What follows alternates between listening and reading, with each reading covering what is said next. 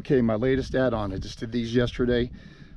These are Warrior risers, snorkel kit. We just installed yesterday afternoon. Haven't had a chance to try them out yet. The only thing I want to do is down here, we'll pull the worm gears off and paint them flat black to blend in a little bit better. But the system goes on both sides, so it's side view mounts, which doesn't take away from your rear view. If you want to turn around, or if you get a rear view mirror, puts the vent lines up top up here. The only thing you had to take off was the side inlet apparatuses here. Got those pulled up and saved.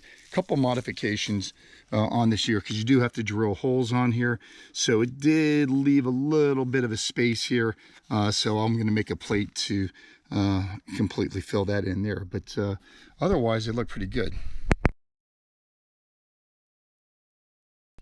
Same thing here with the pipe. All of this comes with a kit, goes down through and run it, and we actually added a little bit of aluminum taping to go on there, just as a heat shield going up against the piping, because it does run pretty close to the exhaust there, so you don't want it melting your exhaust system, or your exhaust system actually melting the piping. So there are a few add-ons that you have to put on, but overall the kit wasn't that bad to put on. Still waiting to try it out and see what happens. Basically, I put these on here just for an insurance policy. I'm not really a big deep water or mud guy, but you never know. You get on a trail that has changed a little bit. The holes are a little bit deeper than you expect. I just like to be safe than sorry. So this is the kit we put on, and so hopefully it'll prevent a few different mishaps. The only thing really left I've got to do is put a rear bumper on it still.